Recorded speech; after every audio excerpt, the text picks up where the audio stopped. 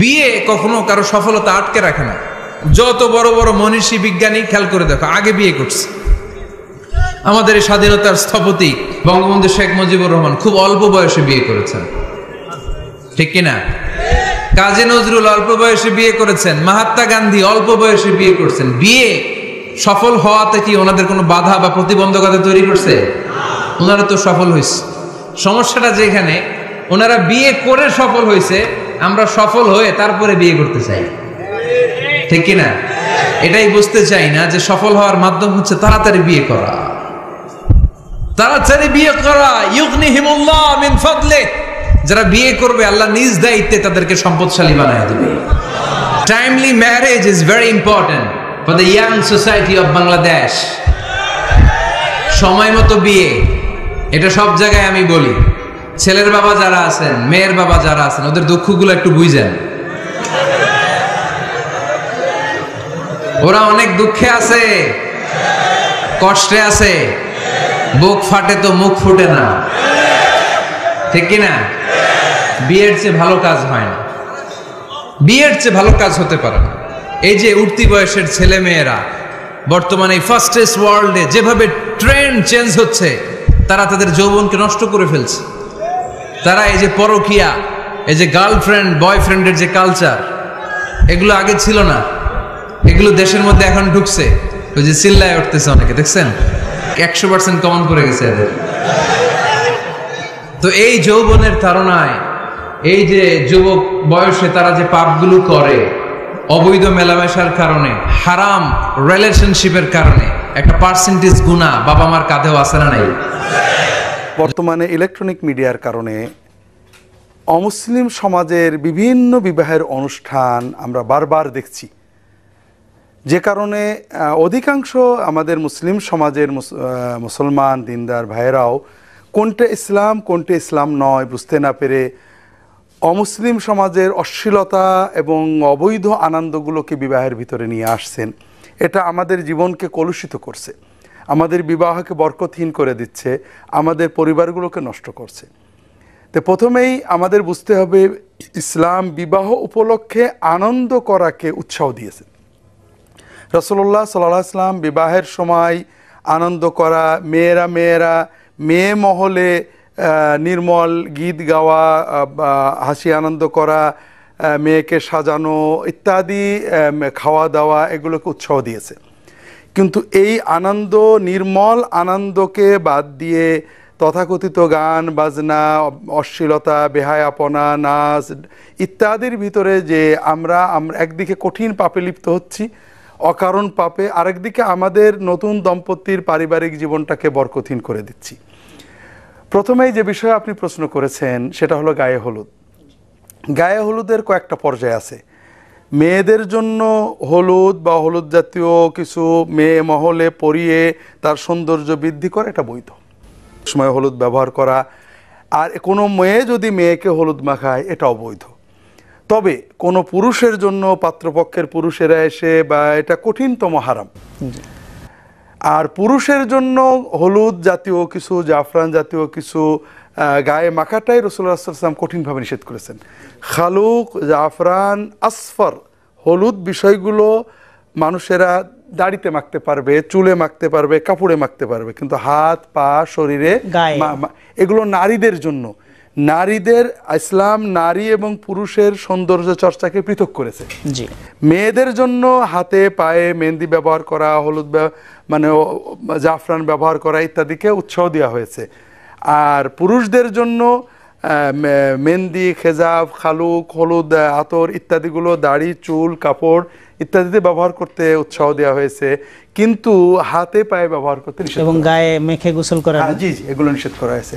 কাজেই প্রথম কথা, মেয়েদের, পুরুষের জন্য হলুদের অনুষ্ঠান এটা অবৈধ। দ্বিতীয়ত, যদি কোনো মেয়ে বিবাহ উপলক্ষে কোনো নারী, ওই কনে পক্ষের মেয়ে বা ছেলে পক্ষের বেগানা মেয়ে যদি তার গায়ে হলুদ দেয়, এটা আরেকটা কঠিন হারাম অপরাধ, যেটা অশ্লীলতা, পর্দাহীনতা। এগুলো থেকে আমরা আশা করি আমাদের দিনদার মুসলমান ভাইয়েরা বিরত থাকবেন। ভাইয়েরা, পাপ আমরা বাধ্য অনেক করি, এই অকারণ আনন্দের নামে অকারণ পাপ করে কিছুই পেলাম না, আল্লাহর কাছে গুনাহ জমা হলো, এগুলো থেকে অন্তত আমরা বেঁচে থাকার চেষ্টা করি। আল্লাহ তাআলা তৌফিক। তাহলে নির্মল আনন্দের ক্ষেত্রে মহিলারা যেমন মহিলা মহলে গীত গাইতে পারবে, বৈধ এই ধরনের হাদিসে উৎসাহ দেওয়া আছে।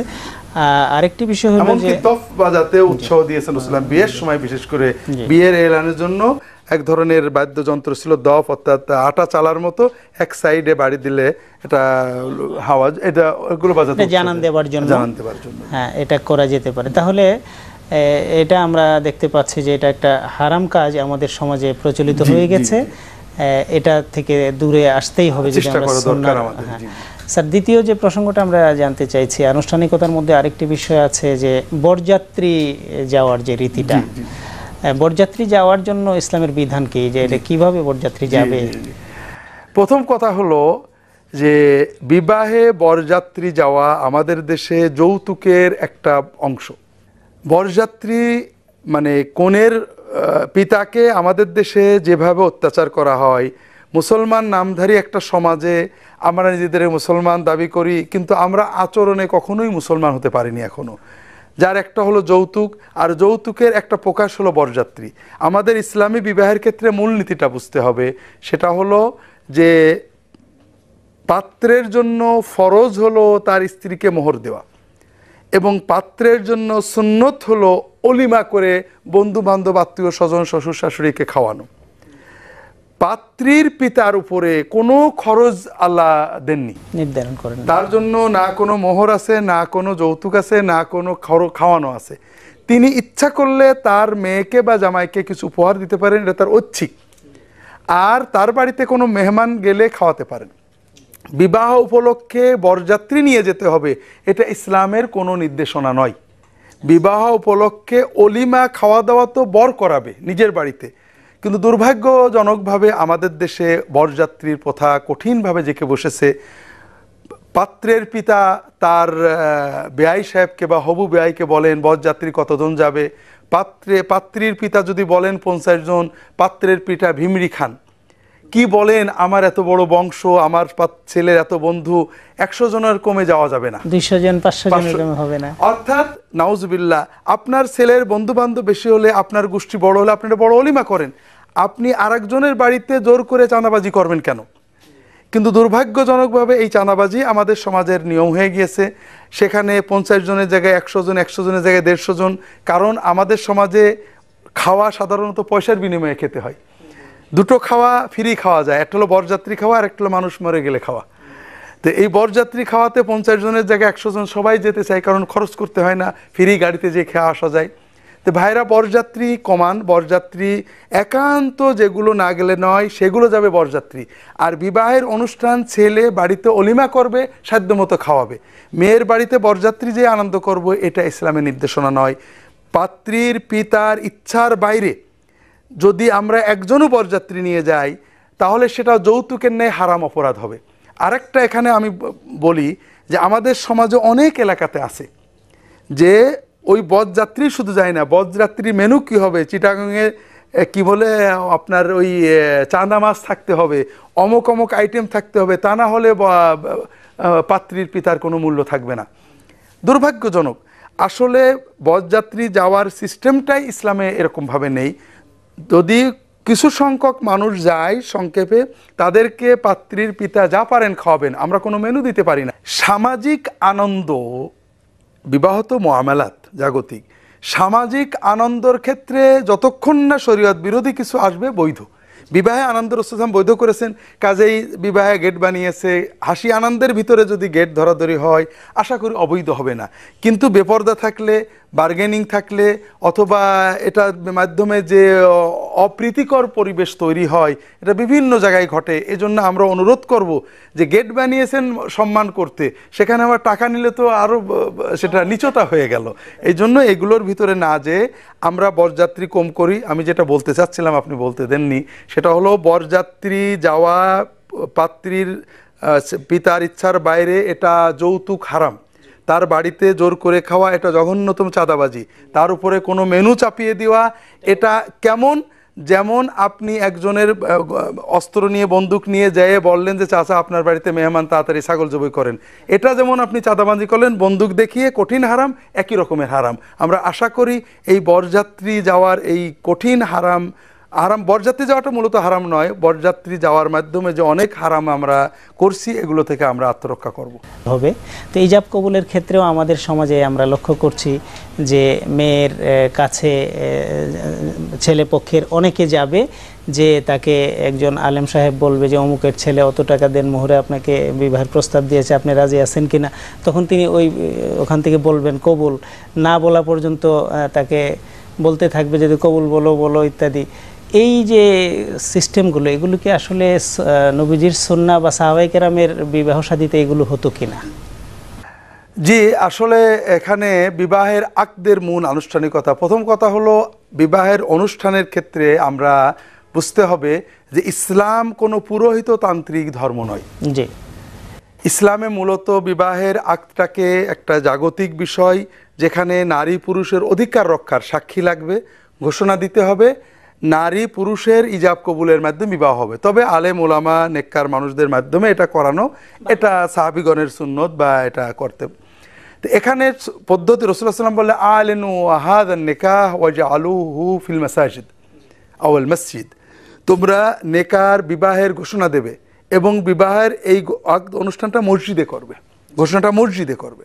তো এই জন্য বিবাহের ক্ষেত্রে সর্বোত্তম পদ্ধতি হলো যে মেয়ের পক্ষ থেকে মেয়ের সম্মতি।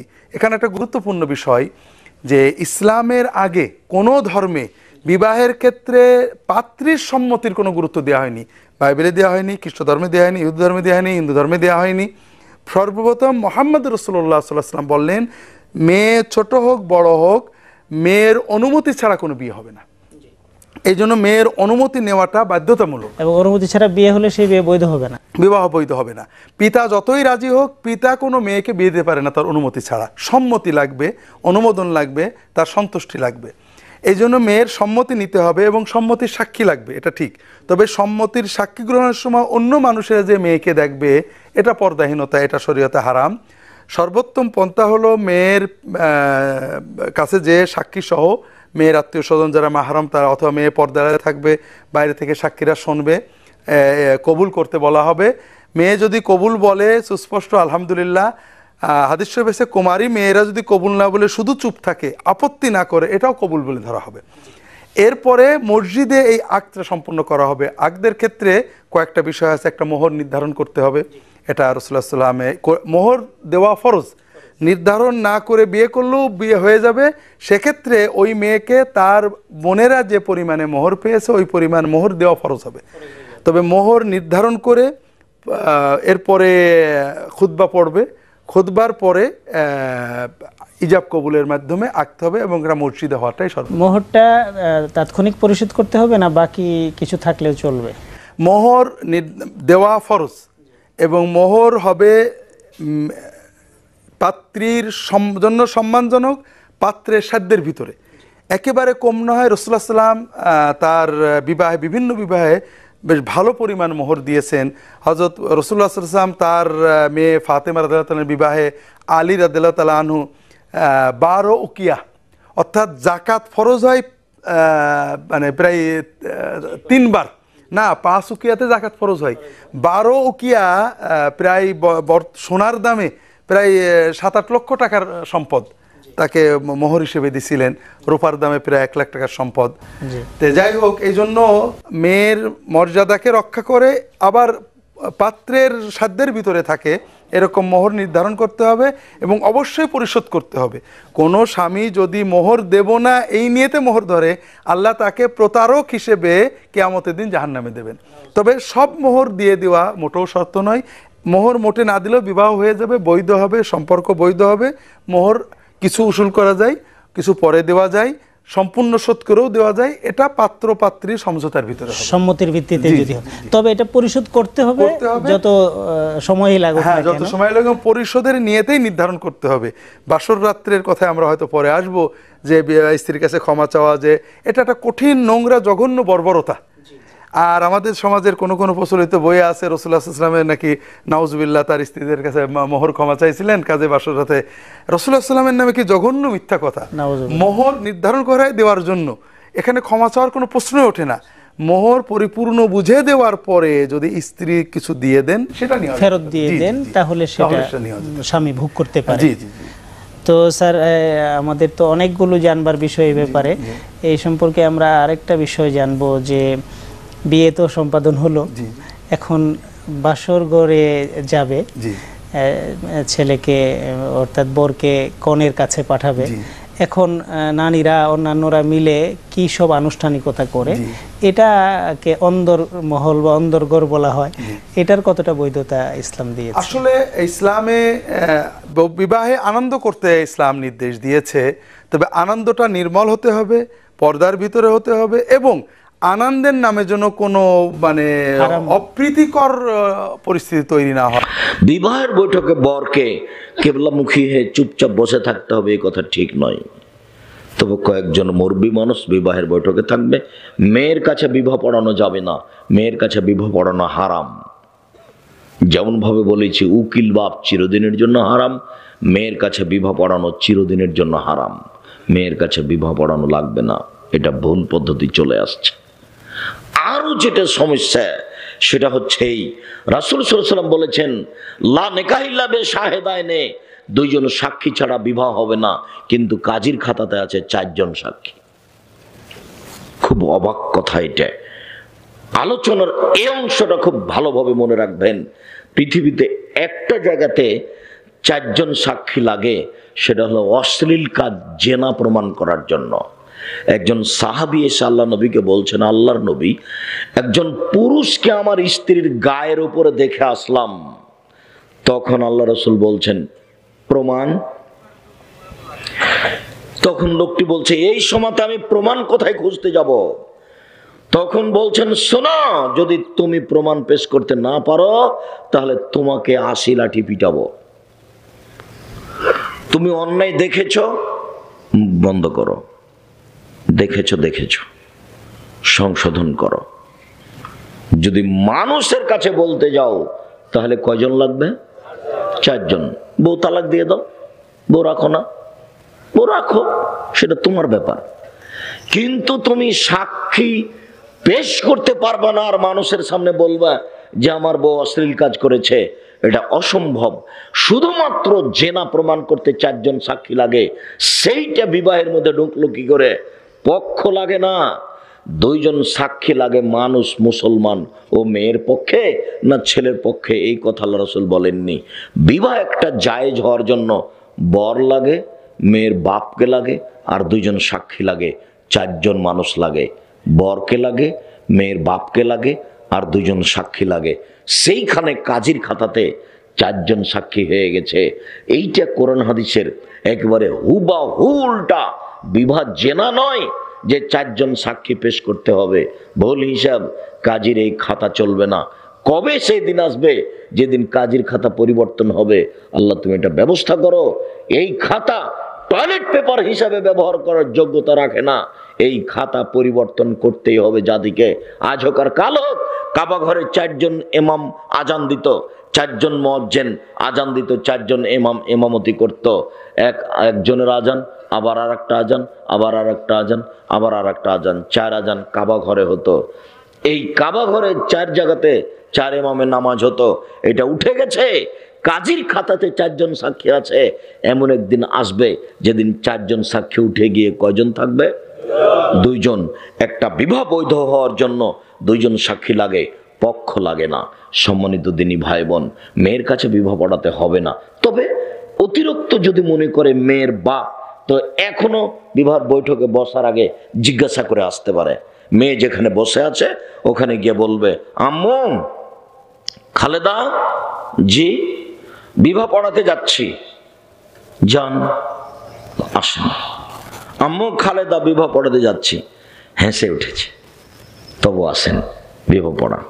আম্মু, খালেদা বিবাহ পড়াতে যাচ্ছে। চুপচাপ, মেয়ে কিছুই বলে না, তো বিবাহ পড়াতে পারবেন। চুপ থাকলেও বিবাহ দিতে পারবেন, হেসে উঠলো বিবাহ দিতে পারবেন, হ্যাঁ বললো বিবাহ দিতে পারবেন।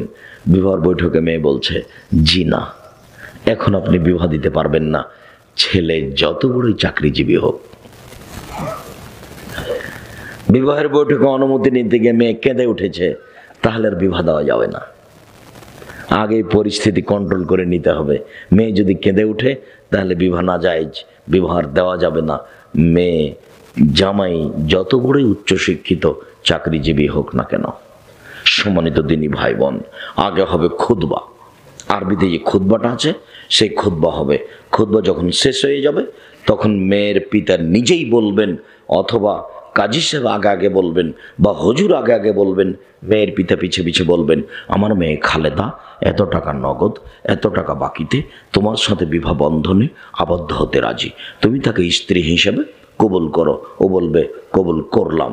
গুরুত্বপূর্ণ কথা রাসূল সাল্লাল্লাহু আলাইহি ওয়াসাল্লাম 3 বার বলতেন, আমার মেয়ে খালেদা এত টাকা নগদ, এত টাকা বাকিতে তোমার সাথে বিবাহ বন্ধনে আবদ্ধ হতে রাজি, তুমি তাকে স্ত্রী হিসাবে কবুল করো। ও বলবে কাবিল তো, আমার মেয়ে খালেদা এত টাকা নগদ, এত টাকা বাকিতে তোমার সাথে বিবাহ বন্ধনে আবদ্ধ হতে রাজি, তুমি তাকে স্ত্রী হিসেবে কবুল করো। ও বলবে কাবিল তো, কবুল করলাম। এই যে বিবাহ বাস্তবায়ন হয়ে গেল। এখন মেয়ের পিতা বা কেউ বলবেন বারাকাল্লাহু লাকা ওয়া আলাইকা ওয়া জামা বাইনাকুম ফি খাইরিন, আল্লাহ তোমাকে বরকত দান করুক, আল্লাহ তোমার উপরে বরকত দান করুক, আল্লাহ তোমাকে আর তোমার স্ত্রীকে কল্যাণের উপরে, দাম্পত্য জীবনের উপরে একত্রিত করুক। এই দোয়াটা পড়তে হবে যখন বিবাহের কাজটা বাস্তবায়ন শেষ হবে। তখন আমাদের দিকে তো এইটা পড়াই না, লাভ দিয়ে ওঠে জামাই বলে যে আপনাদেরকে অলিমার দাওয়াত থাকলো, আপনারা অলিমা খেয়ে যাবেন। ওই মিষ্টি খেজুরটা দিছি সেটা নাকি অলিমা। আরে বাসর ঘরই হয়নি তো অলিমা কি করে আসলো? অলিমা হবে বাসরাতের পরে। এরপরে যত অনুষ্ঠান আছে মেয়েকে লক্ষ্য করে, বরকে লক্ষ্য করে সবই হারাম। চাঁপাইনবাবগঞ্জে আরো একটা নীতি আছে, বর কনে যে বর যখন আসে তখন ওদের তা ঘেরে রাখে, এক গিলাসে দেয় শরবত আর এক গিলাসে দেয় লবণ পানি। এগুলো নোংরামি। ওই পান কি কি করে না করে, একটাতে আপনার লবণ দিয়ে দেয়, একটাতে কি দেয়, এগুলো সব নোংরামি। সুন্নতি বিবাহ পদ্ধতি সম্পর্কে জানতে চাই। এটা তো 1 ঘন্টার ওয়াজ, এটা নিয়ে ইউটিউবে আমাদের একটা আলোচনা আছে, সংক্ষেপে একটু বলি। সুন্নতি বিয়ের পদ্ধতি হলো মেয়ে খুঁজবেন দিনদার, পয়সাওয়ালা না। সৌন্দর্য এটা খুঁজবেন, ঠিক খুঁজতে পারেন, তবে তার চাইতে বেশি হলো মেয়েটা দিনদার কিনা। দিনদার মানে সে নামাজ কালাম পড়ে কিনা, হালাল হারাম মানে কিনা, আল্লাহকে ভয় করে কিনা, পর্দা করে কিনা, অল্পে তুষ্ট কিনা। আর মেয়েরাও ছেলেদেরকে এভাবে নির্বাচন করবেন। আজকাল ছেলেরা চায় একটা বিশ্ব সুন্দরী, আর মেয়েরা চায় একটা টাকার বস্তা। যতক্ষণ পর্যন্ত এই অবস্থা থেকে বের না হবেন ততক্ষণ পর্যন্ত শান্তি দাম্পত্য জীবনে আসবে না। নবীজি বলেছেন ফাসবার বিজাতিদ দ্বীন, দেখো চেহারা সুন্দর, লাবণ্য, সৌন্দর্য, শারীরিক গঠন, পয়সা কড়ি এগুলা গৌণ। মানুষের আসল উপভোগ্য হলো তার ব্যক্তিত্ব, পার্সোনালিটি। সে যদি মানুষের মতো মানুষ হয় তার সাথে বসবাস করে শান্তি পাবে। আর না হলে চেহারা ছবি এগুলো একসময় ভেঙে যাবে, একসময় নষ্ট হয়ে যাবে। আসল জিনিস থেকে যাবে তার ব্যক্তিত্ব। এই জন্য ওই জিনিসটা দেখে বিয়ে করতে হয়। আর বিয়েতে খরচ কম করবেন, ধুমধাম কম করবেন, লাইট ফাইট কম লাগাবেন, মহারণা খুব অযাচিত, অনাকাঙ্ক্ষিত বিশাল বিগ ফিগারের মহারণা ধরলেন, 1 টাকাও দিলেন না, এরকম করবেন না। গান বাজনা, বিয়ে মানে এখন গান বাজনা, ঠিক না বেঠিক? গান বাজনা ছাড়া কোনো বিয়ে হয় না। মানুষ জিজ্ঞেস করে হুজুর সংসার টিকে না কেন? এখন প্রতিদিন 39টা করে তালাক হয় ঢাকা শহরে, এত বিবাহ ভেঙে যাচ্ছে কেন? এত অশান্তি হচ্ছে কেন? এই অশান্তি হওয়ার অনেক কারণের ভিতরে একটা কারণ হলো বিবাহ যখন হয় তখন গান বাজনা ছাড়া বিয়ে, ব্যান্ড পার্টি ছাড়া বিয়ে হয় না। তো যে বিয়েতে আল্লাহ নাফরমানি দিয়ে শুরু হয়, ওখানে আল্লাহ শান্তি কিভাবে দিবেন? এই জন্য যুবকরা হিম্মত করতে হবে, বিয়েতে কোনো হারাম কাজ, চাঁদাবাজি করবেন না। গেইটে টেবিল বসাইয়া, চেয়ার বসাইয়া উপহার নেওয়ার জন্য লোক বসে, আছে না নাই? কে কি আনছেন দেন, নাম লেখান। তো আমি বলি আর কি যে ডাকাতি করার সময় ছুরি রাখে, পিস্তল রাখে, আর বিয়েতে ডাকাতি করার সময় একটা চেয়ার আর টেবিল রাখে। ওইটাও ডাকাতি, এটাও ডাকাতি। এটা হলো ভদ্রবেশে ডাকাতি। এটাকে আমি হোটেল বলতে রাজি না। অনেকে বলে এটা হোটেল, রেস্টুরেন্ট, যে জমা দেন ভিতরে যায় খান। আরে ভাই, হোটেলের চেয়ে ভালো, আগে খায় পরে টাকা দেয়। আর এখানে আগে যাওয়ার সময় দিয়া যান, তারপরে খান। 500 টাকা খাবেন, 2000 টাকা দেন। এটা ডাকাতি ছাড়া আর কি। এই জন্য যুবকরা বিয়ের সময় হিম্মত করবেন, বিয়ের কার্ডে লিখে দিবেন কোনো প্রকার উপহার গ্রহণ করা হবে না। ঠিক তো বলতেছেন, বাড়িতে গেলে বলবে মাথা খারাপ, তোর লাখ লাখ টাকা উঠবে। ভাইরে, হারাম আমার 1 পয়সারও দরকার। বিয়ের দাওয়াত পাইলে এখন মানুষ এত নাখুশ হয়, কিছু দাওয়াত আছে এগুলো পাইলে মানুষের মুখটা কালো হয়ে যায়। মধ্যবিত্তের কথা বা গরিব, আমাদের মতো গরিব মানুষের কথা বলতেছি। আকিকার দাওয়াত, বিয়ের দাওয়াত, এটার মানে হলো বেচারার মুখটা কালো। মরা দাওয়াতে আবার খুশি হয়, কারণ সেখানে কিছু দেওয়া লাগে না। কিন্তু বিয়ার আকিকা মানে হলো এখানে দণ্ডি, জরিমানা। পরিবারের সদস্য 3 জন 500 করে 1500 নয় খাইলো, কিন্তু 5000-এর নিচে দেওয়া, বাকি 3500 লস। তো এভাবে ওই বেচারা বাধ্য হয়ে আনে, কারণ যেভাবে গেটে আপনি খাতা কলম নিয়ে বসছেন, খালি হাতে গেলে চোখ গোড়ায় গোড়ায় তাকাবে, এটা কি দাওয়াতে আসছে না বিনা দাওয়াতে আসছে। ভাইরা আমার, এটা উচিত না। যুবকরা হিম্মত করেন, এ সমস্ত অনাচার, সামাজিক অনাচারের বিরুদ্ধে আমাদের দাঁড়াইতে হবে। হ্যাঁ, বিয়ের মধ্যে কেউ হাদিয়া দিতে পারে, কোনো অসুবিধা নেই। হাদিয়া হবে, যাহা আসে সাদিয়া তাহা হলো হাদিয়া। যাহা আসে সাদিয়া তাহা হলো হাদিয়া। আপনি চেয়ার টেবিল নিয়ে খাতা কলম নিয়ে ভাই কি আনছেন দিয়া যান, এরপর ভিতরে ঢুকেন, মুখে তো আর বলে না, আচরণ দ্বারা এরকম করেন, তাহলে এটা কোনো হাদিয়া হতে পারে না, চাঁদাবাজি। আল্লাহ তাআলা আমাদেরকে এগুলোর থেকে বেঁচে থাকার তৌফিক দান করুন। আসসালামু আলাইকুম ভাই। ওয়ালাইকুম আসসালাম ওয়া রাহমাতুল্লাহ। নিকাহ বা রেজিস্ট্রি বিয়ে মসজিদে কোন নিয়মটা ইসলাম অনুযায়ী সঠিক, ইসলামিক দৃষ্টিভঙ্গি থেকে বলেন। বোন, আপনি প্রশ্ন করলেন যে নিকাহ বা রেজিস্ট্রি বিয়ে কোন নিয়মটা ইসলাম অনুযায়ী সঠিক। ইসলাম ধর্মের কথা যদি বলতে হয়, ইসলাম অনুযায়ী সঠিক নিয়মে বিয়ে, সেটা নিকাহ আছে পবিত্র কোরআন এবং সহিহ হাদিসে। তার মানে যাদের বিয়ে হবে সে ছেলে আর মেয়ে থাকবে, আরেকজন লোক থাকবে যে নিকাহ পড়াবে। এমন না যে তাকে মৌলানা হতে হবে, হলে ভালো আলহামদুলিল্লাহ, এমন না যে হতেই হবে। আরো নিয়ম আছে, 2 জন সাক্ষী থাকতে হবে মিনিমাম। একজন সে মেয়েকে জিজ্ঞেস করবে তুমি কি এই ছেলেকে স্বামী বলে মানছো, দেন মোহর এত। মেয়ে বলবে কবুল, ব্যাস ছেলেকে জিজ্ঞেস করা হবে, সে বলবে হ্যাঁ। এখানে সম্মতিটা গুরুত্বপূর্ণ। মিয়া বিবি রাজি তো কে আকার আগে কাজী। ছেলে মেয়ে যদি রাজি থাকে অবশ্য আগে দেনমোহর ধার্য করতে হবে, তবে কোনো সীমা নেই কম বা বেশি।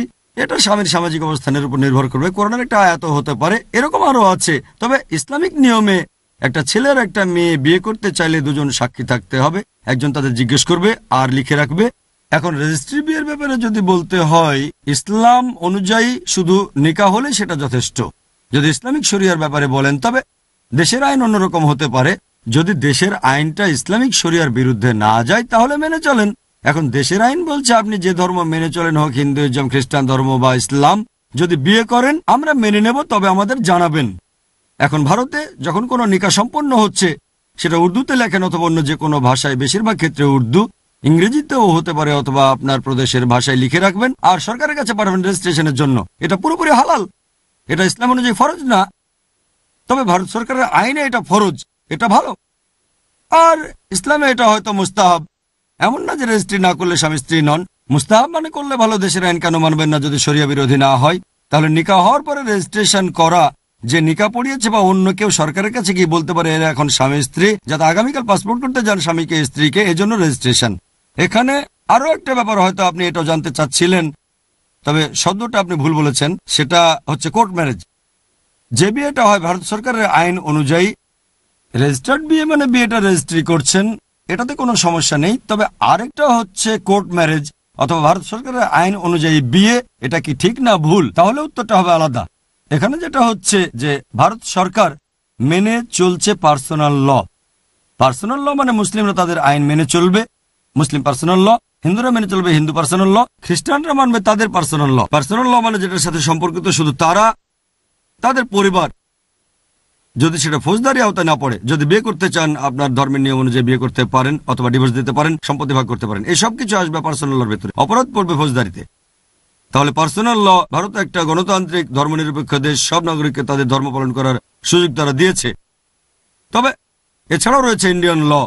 এখন যদি বলে যে আমি বিয়ে করতে চাই কোর্টে, মানে কোর্ট ম্যারেজ, কোর্ট ম্যারেজে ভারত সরকারের নিজস্ব আইন আছে, ইসলামের নিজস্ব আইন আছে, হিন্দুদের আছে, খ্রিস্টান ধর্মেও আছে, পার্সি ভালো, ভারত সরকারের নিজস্ব আইন আছে। তাহলে ভারত সরকারের আইনেও বিয়ে করতে পারেন। তবে যখন সরকারের আইন অনুযায়ী বিয়ে করবেন, সেটা ইসলামিক হবে কি না আমি বলবো এটা কুফরি। অনেক সময় এরকম হয়, যদি বিয়ে করেন কোনো অমুসলিমকে অথবা এমন অমুসলিমকে যে ইসলাম গ্রহণ করেছে, হয়তো কোনো মেয়েকে বিয়ে করছেন যে খ্রিস্টান বা হিন্দু ছিল, সে তখন বলল হ্যাঁ নিকা করব, তবে সিভিল ম্যারেজ আর কোর্ট ম্যারেজও করতে হবে, কোনো সমস্যা নেই, নিকা তো করেছি। তারপর তারা কোর্টে গিয়ে করে কোর্ট ম্যারেজ।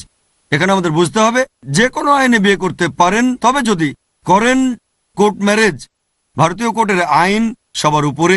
যদি কোনো সমস্যায় পড়েন তাহলে সরকারের আইন মেনে চলতে হবে, পার্সোনাল ল না। যদি কোর্ট ম্যারেজ করেন হোক সেটা আগে বা পরে, যে কোনো নিয়ম মেনে আপনি বিয়ে করতে পারেন, তবে কোনো সমস্যা হলে মেনে চলবেন সরকারের আইন। যখন আপনি করবেন কোর্ট ম্যারেজ সরকারের বানানো আইন অনুযায়ী, এটা আমার মত, অনেকে অবশ্য বলে কোনো সমস্যা নেই, আমার মতে কুফরি। কুফরি মানে আপনি মেনে নিচ্ছেন যে ভারত সরকারের আইন আল্লাহ সুবহানাহু ওয়া তাআলার আইনের চেয়ে ভালো। কিছু আইন হয়তো একই, কিন্তু যদি আলাদা হয়, যেমন ধরেন সম্পত্তি ভাগ হবে ভারত সরকারের আইন, পবিত্রকরণের আইনে না। ডিভোর্স দেবেন ভারত সরকারের আইনে, কোরআনের আইনে না। সাধারণত এরকম তখনই হয় যখন দেখা যায় যে বিয়ে হচ্ছে মুসলিমের সাথে অমুসলিমের, বা আলাদা ধর্মের দুজন বিয়ে করছে, অথবা কেউ ইসলাম গ্রহণ করেছে। আমার মতে এটা কুফরি। এটা করলে মেনে নিচ্ছেন যে দেশের আইন আল্লাহ তাআলার আইনের চেয়ে ভালো। এখন ভারতের ব্যাপারে যদি বলতে হয়, আমি ভারত সরকারের এমন কোনো আইনের কথা জানি না যেটা মুসলিমদের কোনো হারাম কাজ করতে বাধ্য করেছে, অথবা এমন কাজে বাধা দিচ্ছে যেটা করা হচ্ছে ফরজ। তাহলে একজন মুসলিম ইন্ডিয়ান হওয়ার পাশাপাশি ভালো মুসলিমও হতে পারে। আপনাকে অপশন দিতে পারে, অ্যালকোহল খেতে চাইলে খেতে পারেন, না চাইলে খাবেন না। অ্যালকোহল পান করতে বাধ্য করছে না। যদি অ্যালকোহল পানে বাধ্য করা হয় তাহলে সে দেশের আইন আমাদের আইনের বিরুদ্ধে সরাসরি। সরকারি আইন নামাজের অনুমতি দিয়েছে, বলছে না যে নামাজ পড়া যাবে না ইসলামী নিয়মে, বললে সেটা হারাম। তাহলে ভারতীয় আইনের কথা যদি বলতে হয় আর সংবিধান, আমি ভারত সরকারের এমন কোনো আইনের কথা জানি না যেখানে মুসলিমদের কোনো হারাম কাজ করতে বাধ্য করা হচ্ছে, অথবা এমন কাজে বাধা দিচ্ছে যেগুলো ফরজ। হয়তো অপশন দিচ্ছে করতে পারেন, সেটা আপনার পছন্দ। তাই একজন মুসলিম ভারতীয় হয়েও সে একজন ভালো মুসলিম হতে পারে। অনেক দেশে তাদের আইন মেনে বিয়ে করতে হবে, যেমন দক্ষিণ আফ্রিকা, আমেরিকা, সেখানে নিকা গ্রহণযোগ্য না। তাই অনেকে নিকা করে কিন্তু রেজিস্ট্রি করে না, কর্তৃপক্ষকে জানে না, গুরুত্ব দেয় কম। কিন্তু যদি তাদের জানান যে আমরা আইনসম্মত স্বামী স্ত্রী, তাহলে ইসলামিক শরিয়া মেনে চলতে পারবেন না। ভারতে আমরা যে স্বাধীনতা পাই হয়তো অন্য পৃথিবীর কোনো দেশে পায় না। সেজন্য যদি এভাবে আমাকে জিজ্ঞেস করেন কোর্ট ম্যারেজ করলে আমার মতে এটা হারাম, আমি পরামর্শ দেব কোর্ট ম্যারেজ করবেন না। ইসলামী নিকা করেন, যখনই কোর্ট ম্যারেজ করবেন সেটা কুফরি। তাহলে মেনে নিচ্ছেন যে দেশের আইন আল্লাহ সুবহানাহু ওয়া তাআলার আইনের চেয়ে ভালো। আশা করি উত্তরটা পেয়েছেন।